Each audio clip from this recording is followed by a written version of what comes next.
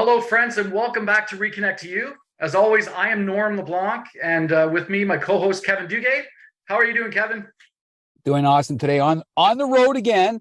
On That's the road. Why welcome to the different background, but it's always fun as we get to start this new journey. And you know what? I loved road trips back in the sport days. There's nothing better than winning on the road.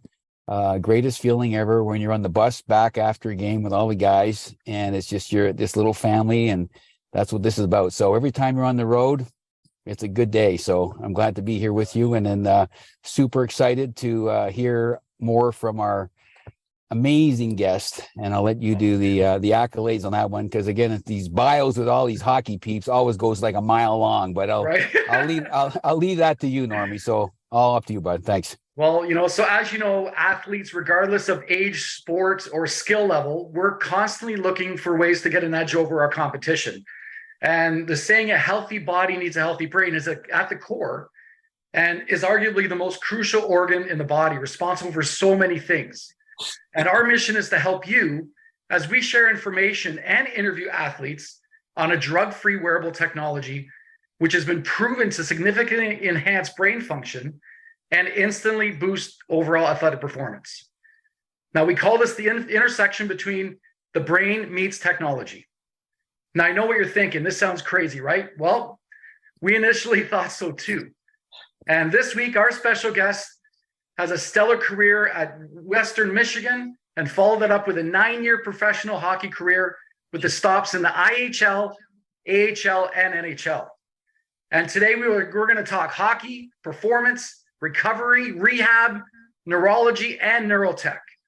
So everybody, let's welcome Ron Hoover to ReKonnect to you. Thank you for being here, Ron. Well, Norm, thank you to you and Kevin for having me. And like I said earlier, congratulations to you guys for starting this. I think it's a great platform for people to learn more about the tech, to be educated on things that have happened in the past, where we started, where we are now, and what's been successful and why things are successful. So hopefully there'll be some stories and to share some information where you'll get a better understanding of, what the technology is doing for people, and hopefully, more of a reason to try this technology yourself personally, or to share it with someone that you know. Yeah. Cool. Great. Well, Ron, I'm looking forward to, we have for those who don't know, Ron and I, we go back a long ways. In fact, 40 years. I'll share this little story, folks, before we get into Ronnie's part, but I had the privilege of working with Ron when I was at Sheridan College in sports medicine in 1982. So 41 years ago. Yeah. My placement was the Oakville Midget AAA Rangers hockey team. And Ron Hoover was part of that team. And I was with him for 1 year. I went on my career. Ron went on his path. We're going to hear about that. And then through circumstances, life, and people, we get reconnected again, like 35 plus years later. We get reconnected again. And it was like, are you kidding me? Like, this is how small the world is. So we're going to get to hear more about Ron's story, and from those days as a young 16-year-old playing midget, and then moving on, and then where his path is crossed to now. And again, we'll be talking about some pretty cool components of not only his experience, but where he's gone post-hockey, and also, again, neurotech and neurology, about what we've learned about the brain and helping athletes function and perform better. So, Normie, away you go. What do you got for me? What do you got for Who's to start with here? Well, can you explain to the people listening today, where did this all start from? How did you get into hockey? Was hockey your first choice? Did you have other sports that you played at or excelled at? I'm curious to know. Well, for me, actually, my first love was actually golf. As a young kid, my dad used to drop me off at the golf course at a very young age. I grew up playing at Trafalgar, just outside of Oakville, Trafalgar Golf Country Club. And I had a huge passion for the game of golf, and literally dropped me off at 7:30 in the morning, picked me up at 5:30 at night. And I really aspired and wanted to be a professional golfer. And I did this for a number of years. And unfortunately, I think it was when I was 16, I competed, provincially, and tried to compete nationally at that level. And I missed the cut to go to the Canadians by one stroke that year. And I remember how devastated I was. And I vowed that I will never do that again. Whatever sport I take on or try to succeed at, I will, hopefully that will never happen. So that's actually, it's funny how Kevin and I, came into contact. It was after that year of golf that I played midget hockey. And it's funny because we met that year and I was probably the smallest guy in the team. I was about a foot, shorter than everybody else, a skinny little kid. And I loved hockey. I played hockey since I was a young kid and was pretty good at it. But as guys got older and at the age of about 16, things started to change. So everybody grew, they all seemed to excel. And for me at that point, I felt like I was left behind and actually quit for a week. And I had to, luckily I had some good friends who were, I was real tight with, and they ended up getting me to come back. And that's where I met Kevin. Yeah, 40 years ago. It's strange how our worlds, collided back then. And, shout out to Kevin. He was a great therapist. He was a great, person and individual. He's an integral part of our team. And he was there for me at times when I thought, maybe the sport isn't for me and maybe I should pack it in. So I just want to personally thank him for allowing me to stay in the sport, because it was people like him that, encouraged me to pursue it and stick with it. And ultimately things significantly changed after that year. It's getting dusty in here, Normie, again. I don't know, man. Where's the Kleenex? These calls, where's the Kleenex, man? Like, Oh my geez, gosh, you guys that's just amazing. pull these. Good old Kevy. Anyways, small world. There we go. So Ron, you finish. You play Oakville. Yeah. And you move on and you make the commitment. So what did you start to change within yourself to say, listen, in order for me to be a better hockey player, what did you have to do? What was a shift or change that started then?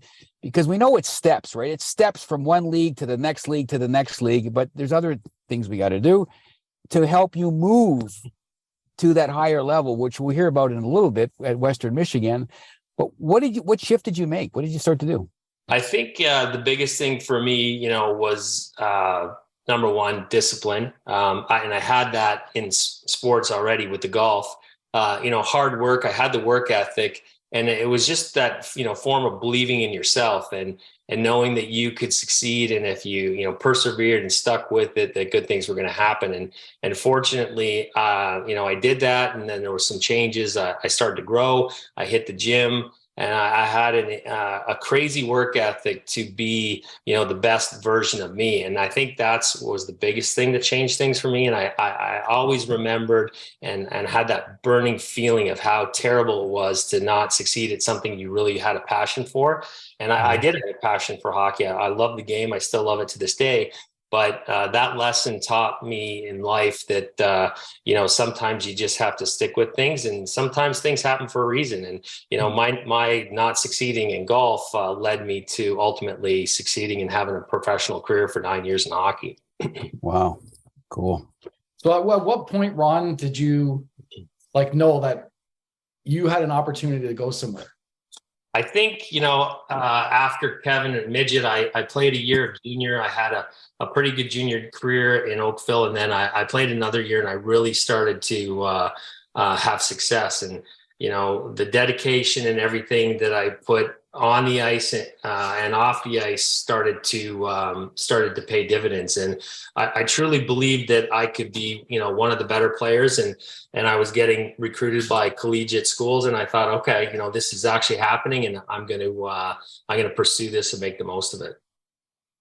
Wow, so Ronnie, when you got recruited, when you got looked at, were there a number of schools that were looking at you? And then, because I've seen this with the junior players I've worked with, right, where you do the campus visits, et cetera, and was that the case that you had multiple schools who were interested in you, first of all, or was it a one and done, saying, no, I got my invite, I'm going?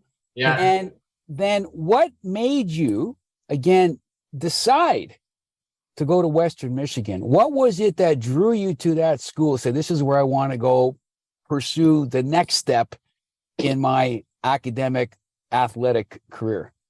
I think the biggest thing was, I did have offers from multiple schools, which was nice and a bit of a luxury. So I did take multiple visits, went to Cornell. I went to Yale. I went to Western Michigan and a couple other schools. And when I finally got home and sat down and talked to my parents, the biggest thing was the integrity of the coaches. And I immediately fell in love with, a guy named Bill Wilkinson, who was our head coach at Western Michigan University. And he was an incredible teacher, but he was also a fantastic human being. And I think that's really the reason why I decided to go there, was more for the, his caliber of the ability to relate to hockey players, but also the ability that you're going to be, 5-6 hours from home, and then also having somebody that is looking out for your back, off the ice as well. Very nice. Very nice. So now you have a good career at Western Michigan, and then I'm sure it's a progress to that. And now you get to the point where you might be going to the show. I mean, for those who've never been there, what's that like to actually get that call? Well, it was interesting because throughout my career at Western Michigan, I actually got drafted by Hartford. And, my junior and senior year, I was fortunate enough to score a lot of goals. I think I had 39 my junior year, which is still a record to this day.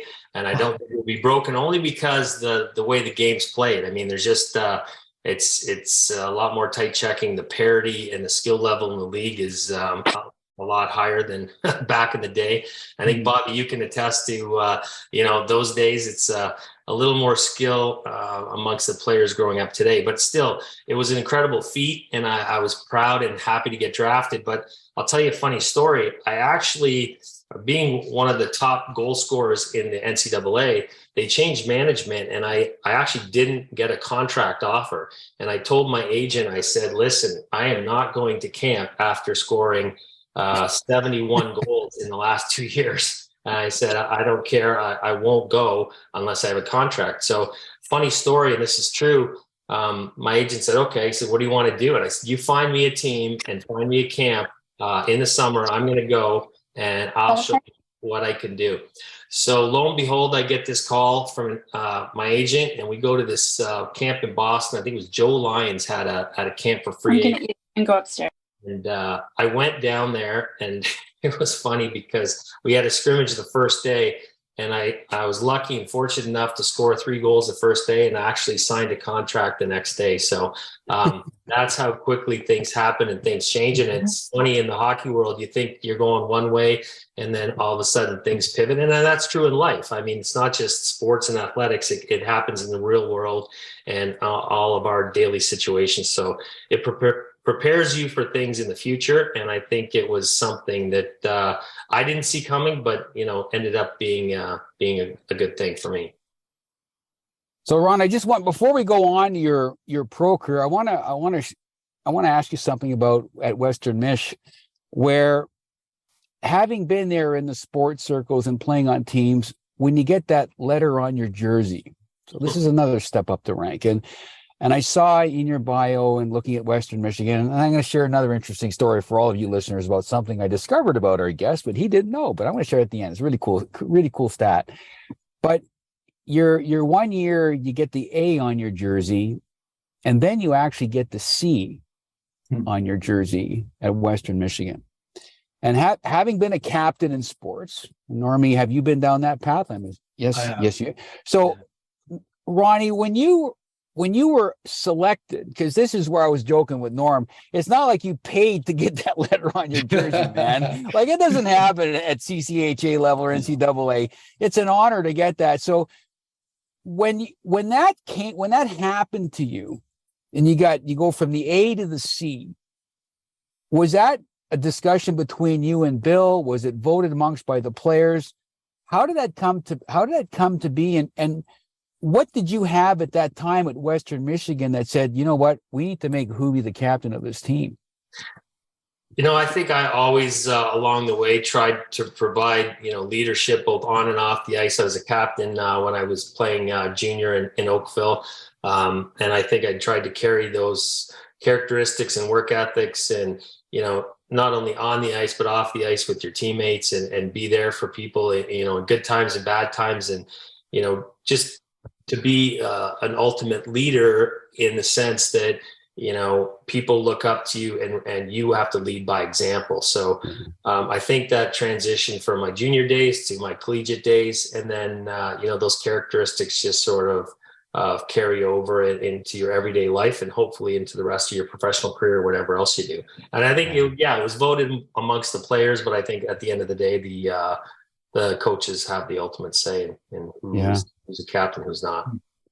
Well, So congratulations on that, man, because I know that's a huge accolade with any team when you get elevated into those ranks, man, because now there's a lot of weight on those shoulders, man, but that's why you hit the gym. You got to carry a few guys sometimes. Players are looking up to you. You're the captain. Like we need you for the leadership. Yeah, I totally appreciate that.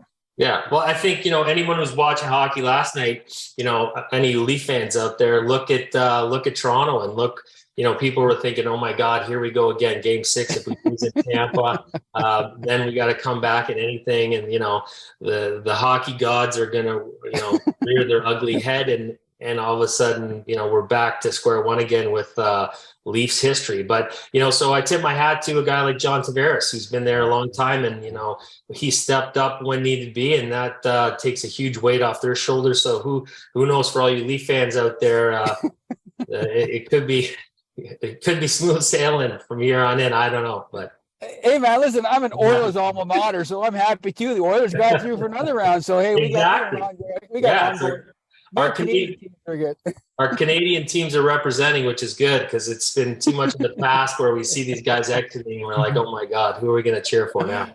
Yeah, my team's golfing, unfortunately. Oh, are they? Who's that, Norm? Montreal. Uh-oh. Yeah. They were gone halfway through, Normie, but that happened. I know. Rebuilding. Maybe they'll get Bedard if they're lucky, and you never know. Yeah. Rejuvenate things. So your career shifts, you have a career in pro hockey. And as we move into the second half of this call, what were some of your more profound moments, Ronnie, in pro hockey that, again, just continue to show the Ron Hoover side of what I bring to this game? And what are some of your best memories, I guess, of what you had through that journey through those different leagues that you were part of? I think a couple great moments were definitely, when I did make it to the NHL, beating Montreal in Game 7. Sorry. Oh, my heart. But we were actually, it was Game 6. I played in the Forum, and we lost in Game 6. I was on the ice. Shane Corson, I think, scored, bank one off Gary Galley. And that was pretty disheartening. But we went back to Boston, and, I got to start the next game and play in Game 7, start the game, and you hear an arena full of crazy people in Game 7 going nuts, playing against their arch rivals, and actually be a part of winning that and winning the conference final game. And that was a huge thrill for me as a kid. And then the other thing is I got called up my very first year was in Madison Square Gardens, and it was actually part of preseason, but someone got injured or something happened, and they flew me out to New York. So I got to play there my first game, and I was lucky enough to play with Craig Janney and I think Cam Neely and Ray Bork. How I got on that line, I have no idea, but it was the first shift of the game. And I remember the puck came out and Ray Bork ended up going down the one wing and fired a pass over at the blue line and ended up scoring on my first shift, first shot from Mike Richter. So that was quite the memory for me. I thought the NHL might be a little bit easier after that, but needless to say, it was a rude awakening, and it wasn't as easy as I thought. So that was pretty cool and memorable for me. Wow. Well, so you played a number of years, and so what happened? How did your career end with hockey? I played a number of years in the American League and the IHL, and Bob and I crossed paths, I think, Salt Lake City. Thank God he took it easy on me, or we didn't end up at the corner at the same time, or it might have been a different story, because Bob was a pretty tough customer who could score some goals too. So anyway, right near the end, I got hit in the leg. I broke my leg blocking a shot, which everybody thinks is a great idea, but back in those days, with the equipment not being as good as it was, maybe wasn't so smart. Anyway, I have a plate and 8 screws in my leg, so that kind of was the beginning of the end. And after that, decided to sort of pack it in. I played a little bit back in Brantford before I decided to retire and go on with life and get a real job. Unfortunately. Wow. So Ronnie, we had the privilege of having you on another summit call a while back, and then you made a shift. Well, you had no choice, right? Because we share this, right? All pro athletes, their career comes to an end. So now what? And then you moved into a medical field, and you saw a lot in that field. And if you could just share with the viewers that experience, because I know it must have played a role to where we are now, because of what you've seen. And I know we're going to get into rehab on this call, folks, and I think it's part of his experience with the next step. But if you can just share with the listeners, Ronnie, if you would please, just that next step you took, and then what you saw in that world that realized, because technology is in the OR, in the operating room, and what you saw, and again, some of the takeaways from that. And then we're going to move into the neuro side, the second period. We're going to move to the second period, folks. It's only a 2-period game here at 1 hour. We're trying to keep it under. And then we're going to move into the other part of where this all went to. So I'll leave that to you, Ronnie. Go ahead. Yeah, I think, after hockey was done, a friend of mine who I golfed with actually helped me get into Molson's. I spent a year there real quick. Luckily, with being married and having 2 young kids, that only lasted a year and a bit, and was probably not a great job from a marriage standpoint at my age and given the situation. But like you said, I got into medical sales. I started off with J&J selling medical equipment and suture anchors. So things like ACL, rotator cuff, those kind of injuries. And then I really got interested in the hip and knee side of things. Those were joint replacements and trauma. And I worked for Zimmer and Stryker I worked for Stryker for over 10 years. And what was interesting there was you started to see what was normal, from a preoperative standpoint and then postoperatively. And over the years, technology's evolved. The surgeries are better, the implants are better. And, Bob and I were talking about this on guys that are, our age or a little bit older, who are going through those things in life, and what leads up to preoperatively, how it affects your quality of life, and things that you can do to help improve that. And, going forward with our technology, these are some of the things I learned along the way. So I had a pretty good familiarity of what people were going through, what people were experiencing, and how long it took them to recover post-op. And that was one of the things that after I got introduced to technology, I started to think, well, hey, can this play a role in recovery, not only from just a general standpoint for people who are going through these things, and then also, I'll explain a little bit later about my son who, had a significant injury in hockey and how that impacted his recovery and how it benefited him, and how I think he recovered a lot quicker than most people do in general. I know, like most of us, man, I'm enjoying the conversation, hearing all these stories about what you're sharing, and we really appreciate this. So now that we're introduced to the tech, you see what it's doing and what it does. What would you say is like your aha moment or the most profound moment with this technology? Well, I think I started to see things, people who were getting total knees done and starting to use our tech post-operatively. And back then, with socks or insoles, we didn't necessarily have patches right away. And, the comment that I was receiving back from a lot of people were, my recovery's better, I don't have as much pain or stiffness, and, even my functional movement and outcome is better. And I totally saw this with my son, because I used the tech on him. He had a labral hip surgery, which a lot of hockey players go through. And it was his junior year, and he was worried about being able to play in his senior year because it was important for him to do well and hopefully get a professional contract. So we were thinking of getting it done in Canada, but because of the time constraints, we had to go and get it done in the US in order for him to play.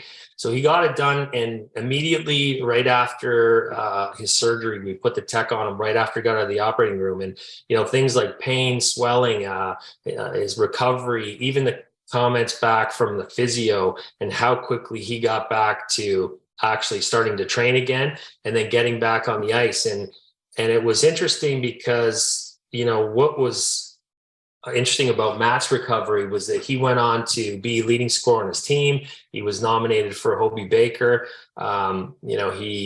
He had all these accolades, and it was through using our technology, and he used it every day, all day, in the patch form. And it was incredible that his time frame for recovery and how well he did was exceptional.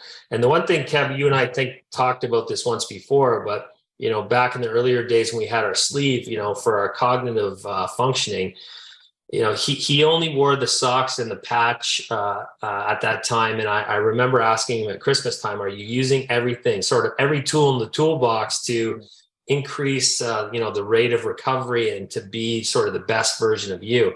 And he said, well, I'm not really doing or using the sleeve. And I said, I think it's to your benefit that you incorporate this. And it's funny, both technologies, lead to better results. And he ended up being player of the month and had his best month ever, and went on to, all these different accolades throughout the rest of the year. So I think that proved to me that the technology certainly helped in his recovery, not only his recovery, but his performance on the ice. And I'm seeing that with, people in other sports and other, other levels that are experiencing the same things.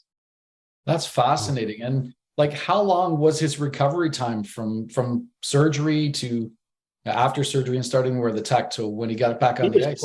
He was playing at the end of 4 months, practicing full contact. So in less than 5 months, or 5 months, pretty much to the day. So he didn't miss a beat. He didn't miss any time during the year. He played, at the beginning of the year, he played all the games. I think they sat him out 1 or 2 to rest near the end of the year, but his actual playing time didn't get hindered by that. And, from a physio standpoint, he was ahead of the curve. So I've seen that with not only him, I've seen it with people with total knee, total hip, other things, ACL, and it's just a common theme in the thread that athletes or people in general who are using this from a recovery standpoint are seeing benefits. So I highly recommend it to anybody.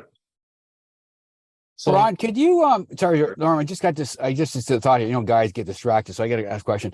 So Ron, when you talk about being ahead of the curve, and this was on our call on Saturday morning when we had a tech training, folks, but compared to, having worked with pro athletes in rehab, there's the book where the book says it's going to take you XYZ time to get back.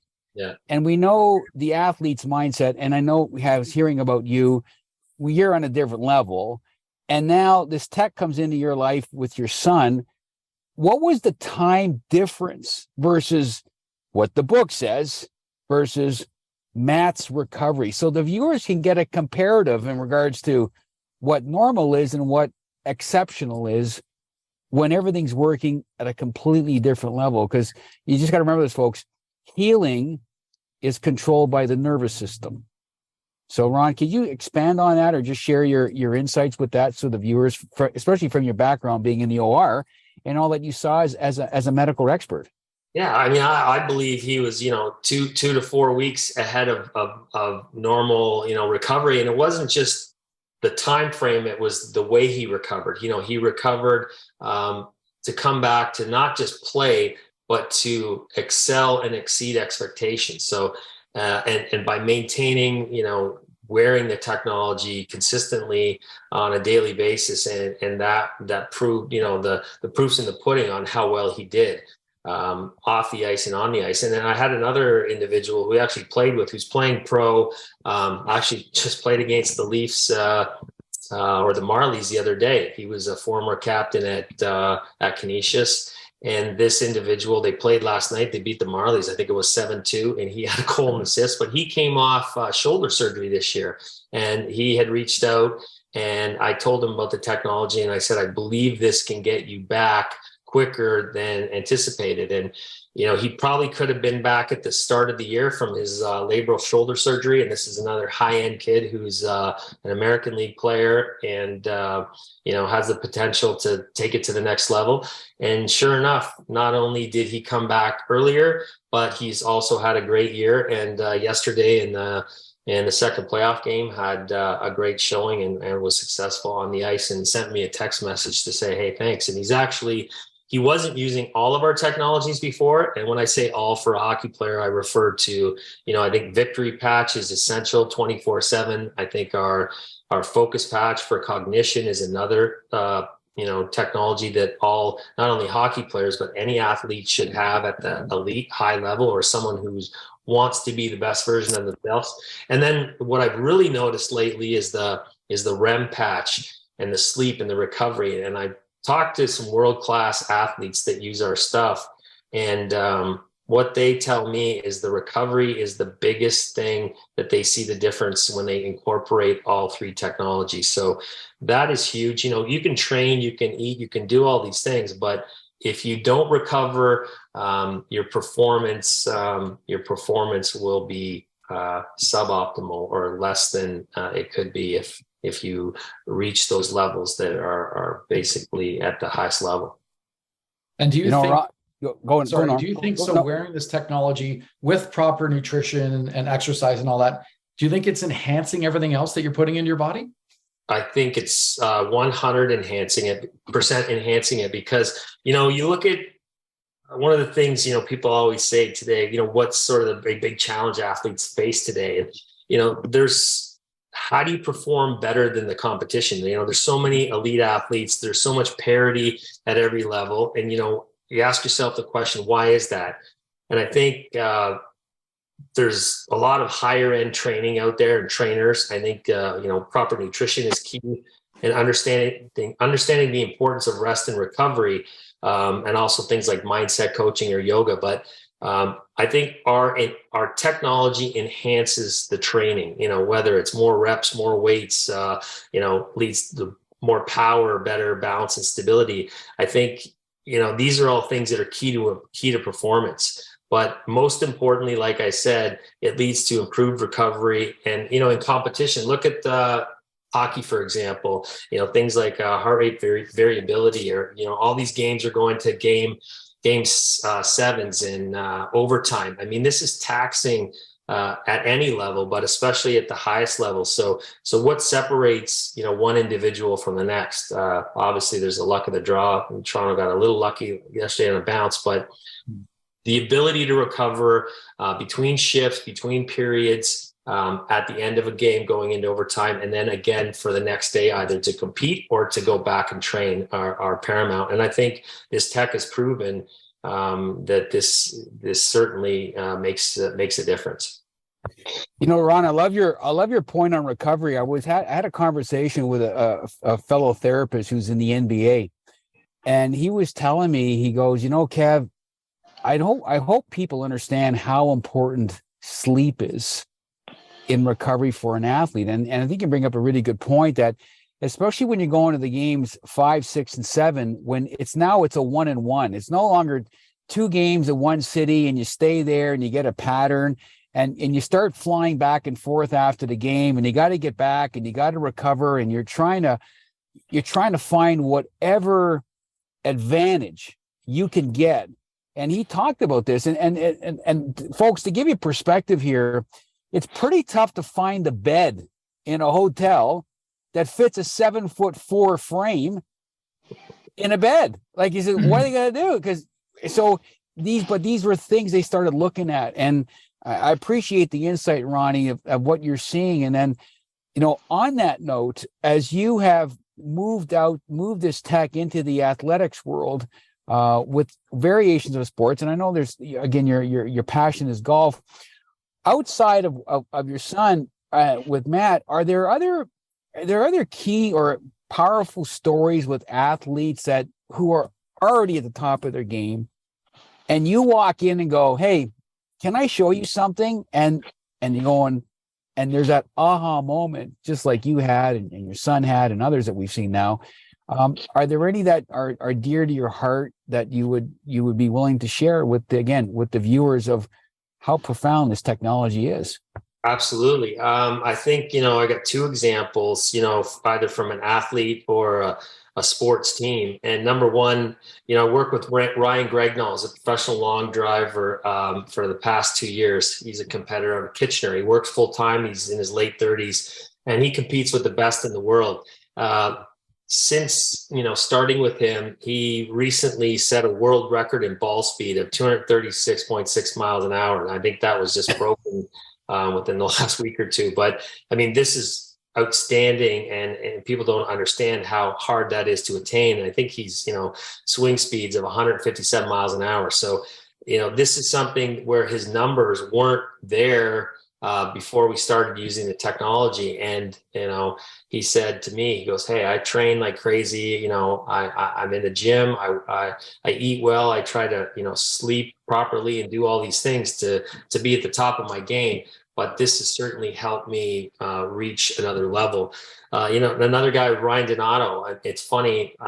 Back in Western Michigan, I played my first year. We were in the Final Eight against Harvard, and one of the players in that team was Ted Donato, who went on to be a professional hockey player for a number of years, and he's now the coach at Harvard. Anyway, his son played at Harvard.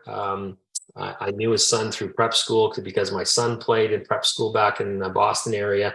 And Ryan went on to have an NHL career. In the last 2 years, he's played for the Seattle Kraken, and he's been wearing our tech, was interested in our technology. And once he learned more about it, said, definitely, this is something that I want to do and incorporate. And he's been doing it for the last 2 years. He scored the first goal in Seattle Kraken history at the rink. So that's something that he'll always live with, which is an amazing feat and moment. And then taking Canisius this year, they wore our technology, but it wasn't until February that they incorporated all the patches and didn't understand the true significance of how it could benefit them. So they went from close to 8th place earlier in the year, and they ended up winning the Atlantic Conference. So from a personal standpoint of individuals and then a team standpoint, I think, I've had great success on both levels. I have a number of other stories too, that people who have excelled, from when they started using tech from where they were. So, they're related to understand that there's something out there that's drug-free, that's easy to apply and to use, that's affordable, and it's something that they can incorporate onto their daily routines and in competition, and it's making a significant difference in their performance and their quality of life. That's amazing. So, I mean, we talked about athletes, but how has this tech personally helped you? So for me, I would say, I talked earlier about breaking my leg. I had some arthritic issues back in '96. I got a plate and 8 screws there. Just dealing with the pain, the stiffness, the mobility of it when I didn't have tech on. And I noticed that after I started wearing technology, it certainly made a difference. I think I mentioned earlier about a meniscal issue a few years ago.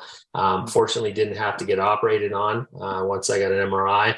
But having the knee support and the tech on all the time certainly allows me to do the things that I love to do, still play golf, be active, go back to the gym and do the things that before were, hindering me in my ability to sort of, be that better version of yourself and wanting to get back and perform and try to do some of the things you did in your past life. So Ron, when when we meet parents and kids, right, and they, you see the latest, greatest superstar at whatever sport it may be, whether it's golf, tennis, volleyball, basketball, whatever, and they're talking to the athletes. So what do you do, and what do you eat, and where do you train, and all that kind of stuff.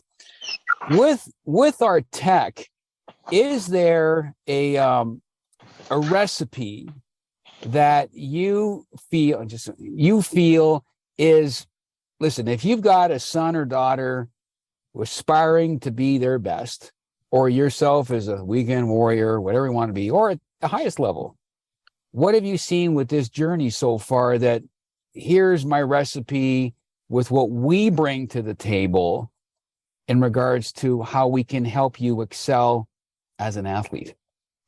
Well, I think, having some form of the technology on is better than having nothing on. So originally, it was socks or insoles, when you train and when you play. And for those who are weekend warriors or just regular athletes, that might be sufficient enough for them. For people who are looking to take it to the next level, I think having our victory patch, which basically does the same thing that our socks do, but having it on 24/7.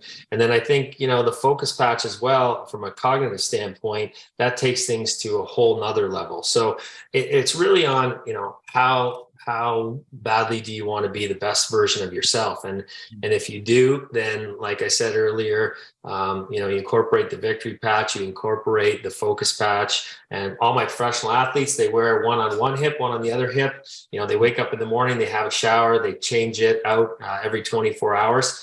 And then the REM patch they put on an hour before they go to bed on their arm, and they take it off as soon as they get up in the morning. So you can go anywhere from just a mild involvement, or depending on whether it's, financial issues or that way. But like you always said, and what we've heard in the past, the best way to get your product paid for is to share the tech with people and allow that to happen, or cut out maybe, a coffee a day, and really, by not getting a Timmy's or a Starbucks or a muffin or something extra that you might not need, maybe you can get that at home. That will allow you to incorporate this amazing, wonderful technology into your life. Cool. So based on everything that you've seen, everything you've experienced, do you feel that wearing this technology could extend someone's career in any sport that they're playing?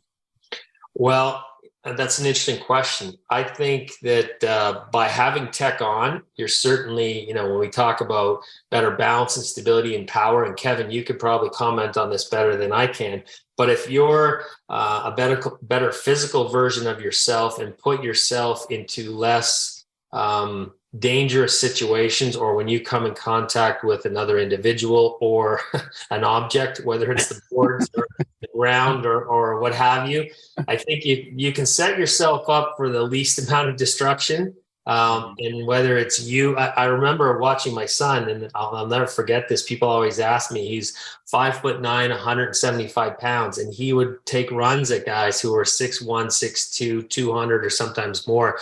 And his mother would always close her eyes and think that he was going to get hurt. And it was funny. A lot of the times it would be the other guys on the receiving end of the stick. So, I've seen it firsthand how the technology can, make you play bigger.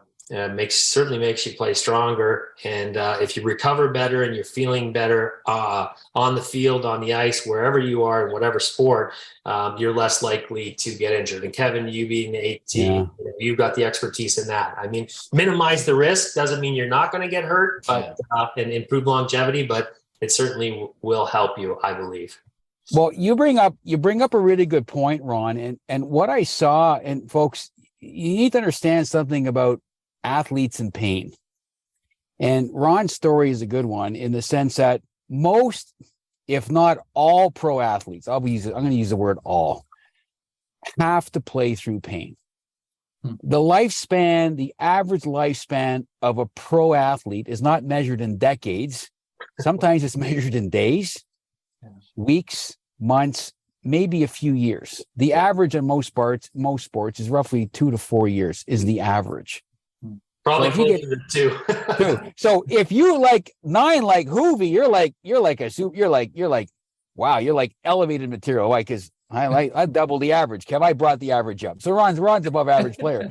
But what's interesting is with pain and speed of the game, that the higher you go, and Ron, I'm sure you saw this from Oakville to junior to CCHA to the N and the I and the A, is the speed of the game picks up significantly, and you've got to be able to make split-second decisions here, or it's catastrophe. Or as I saw, and this was interesting with thinking, I saw with the, I think it was at the Rangers game. I'm trying to remember the highlight reel, but the defenseman, instead of passing the puck off the boards, tried to pass it cross ice, gets picked off, and they get scored on, and now the series is over. I think I saw a clip on this, and the pressures, the decisions that we have to make is so critical. And then when pain comes into the body, your reaction time is slowed down. So now you're susceptible even more so with being injured. And so recovery and rehab and returning to function is a key part, not only for the elite, like Ron was sharing, you've seen, but for all of us. Because when pain interferes with how the muscles function, and so they don't react as fast, and it's like, that can be devastating, whether you trip, can't catch yourself, or you catch an edge, or you don't see the hit coming, and you can't react in time, and then you get crushed. And Ron, I'm sure you've experienced those hits, or you have been on the delivery side of delivering those hits. No, for sure. I mean, when I played, I was looking for a 1% to 2% advantage in anything to make me a better professional athlete. And now we have, technology that it helps improve, eccentric force, velocity of force, 70%. I've done my own quad power output testing things that I did at a gym, and same thing, consistent to what we've seen before, over 20%. Like, it's just mind-boggling what we're seeing. So I would have jumped all over this, and I think more and more guys are starting to talk about it, because I've got it in more circles now, and it's starting to filter its way through. So it is definitely starting to become more prevalent out there. And whereas before, initially, people couldn't conceptualize the fact that, a sock or an insole or a patch could elicit a neuro response, and basically where, there's an output or an outcome that are going to have these benefits. And I think I'm looking at the chat, someone asked a question about Ryan Donato said, what are the benefits he noticed? So, when I speak to him or I've spoken to him about it, the balance, stability, the power on the ice, how he feels, he's a solid guy. He's not the biggest guy in the world, but he feels definitely more stable, and his recovery's better. And he notices a difference that if he doesn't have tech on the next day, he certainly notices the difference of what he does and when he doesn't. And I'll be honest with you, he will not play without it anymore. He plays with all three patches, and even wears the socks as he likes them.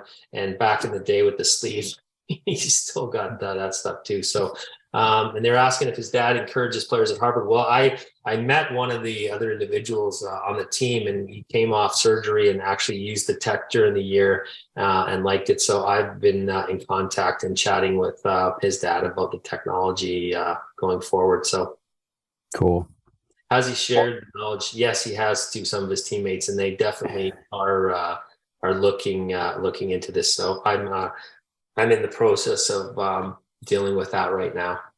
It's funny, Ron, when you mentioned about sharing, right? And I know we're coming up on the hour here, but folks, you got to understand, sometimes when athletes get an advantage, right, they don't tell. They're going to tell their lineys. Yeah. And I had this with a presentation, Ronnie. It was a funny story with a junior A hockey team. And I knew the coach. I was with a team a few years prior. And I share the presentation with the tech, with the kids, and I do the demo on the strongest player. And the kids are blown away. And, the guys are chirping the guy because he has no balance. And who's this old guy, Kev, moving him? But then two of the guys in the room go, "Hey, man, I'm wearing the socks." Well, how come you didn't tell anybody about the socks? They're on your team. But anyway, the general manager wanted everybody in the patches for the playoffs. Yeah. Because he said, we got to win. And this is, again, folks, you don't know when your last game is going to be. You don't know if that shot that Ronnie blocked, that's going to be a career ender. You don't know. And every game matters, and because you just don't know. But when you have something that we have this tech and the edge that you get, I think you brought up some really key points, Hooves, that, when you find an edge, anything that's going to help you function better, you're using it. Yeah. Because I think one important point is that the people who are willing to use it, though, what I found in the past, that, people who try it 1 day, 2 days, it's not the ideal way to do it, no matter who you're using it for, or whatever level, whether it's quality of life issues, whether it's an athlete, because sometimes people have a bad day or two, or they don't know what they're measuring it against. And if there's no objective data Or the other thing is that if people wear the tech for, say, we have a 30-day money back guarantee, wear it for 3.5 weeks and then stop, or give yourself the ability to accurately decipher how this is affecting you, whether it's from quality of life, whether it's performance. But you need objective metrics to compare it to too, because if it's just subjective sometimes, then people's opinions can sometimes be not 100% accurate in what they're truly assessing or how they're assessing it. So I think the biggest thing is to make sure people are committed to using it. And if they're not that interested, then hey, maybe it's not for them. But at the end of the day, most athletes who are looking for some kind of improvement, whether it's balance, stability, power, recovery, all of those things, because like I said before, everybody's pretty up to speed on how to train properly, nutrition and the other things that are important from an athletic standpoint. So this is one thing, optimal neurology. I always tell people optimal function. And, Kev, we've done fly testing and all these other things that show how once you engage the tech. And the other thing is from a neurological standpoint, a lot of these people too are involved on an academic level. So if you're junior and you're going to high school, or if you're collegiate and you're going to university, this is one comment I had from an individual at Harvard who's an econ major. I mean, whether you're studying for a test, you're reading, or, having to do a project or presentation, these are all key components on not only life on the ice, but life off of the ice, or for somebody in the business world, or just being a general parent or whatever their situation. So I think this applies to everyone. And, on the essence of time, I think we're running close. Kev, I just want to say thank you to you and to Norm. I think this is great having this kind of platform just to share different stories. It's not a real technical presentation thing at all from a number standpoint, but I think it tells people that, why people are using the tech, how it's affected them, and hopefully a better insight on what we offer and how it can help virtually anybody, I think, that's out there. Cool. So Well, I have one last question for you. So Sure. based on everything in your knowledge of this tech and helping everybody, what do you enjoy most about educating people about this technology? I think the most important thing, Norm, is how many people's lives we've affected in regards to quality of life. I think that's even more important than performance achievements, because Kev, you can attest to this. We've had some aha moments over the last however many years, and when you see the look on someone's face, or it brings tears to their eyes, or a family member that you've significantly impacted, a change in their life that is going to make their life better. Not only their life better, their spouse, their child, whoever it might be. And we've all been fortunate to be a part of that. And I think that's the biggest thing. And then going forward, how many more lives are we going to change? So, Jay's ultimate vision of 1 billion people, we certainly need a lot more people pulling on the rope. But I think ultimately to make a difference in people's lives, whether it's on the athletic playing field or just in general, I think that's an amazing thing. And we all need to try to figure out a way to share this technology with anyone we can. Wow, that's amazing.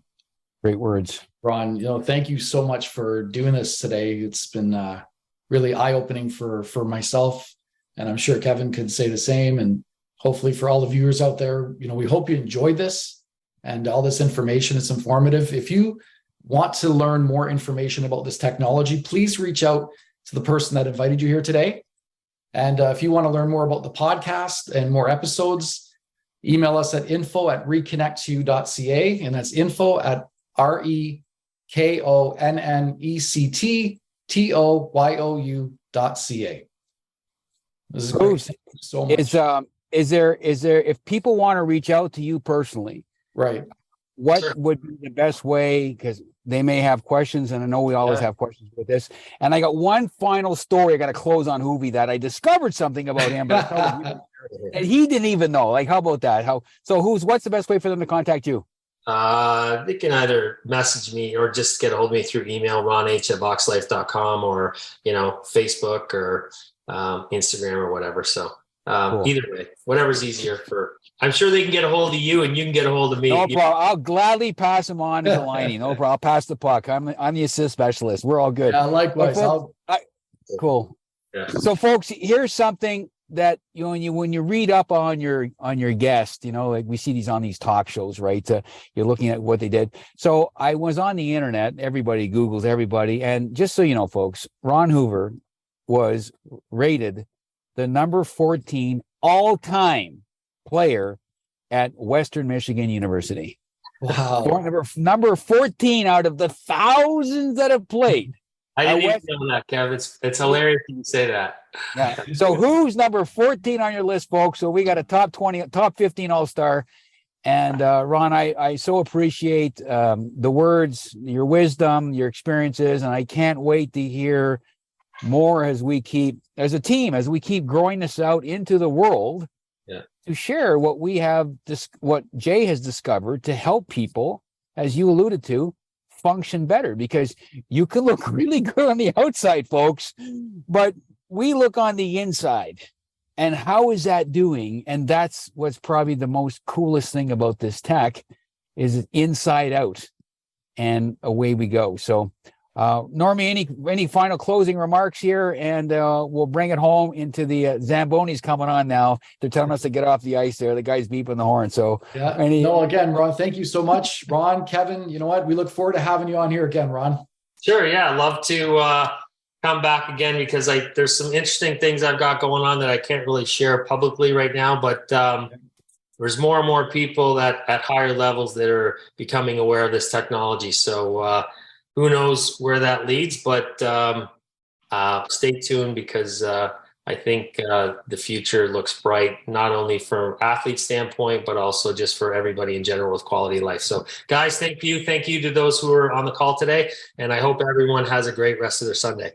That's awesome. Thanks, guys. And everyone, until next time, we'll see you at ReKonnect to you. Thanks for joining. Take care, guys. Thank you.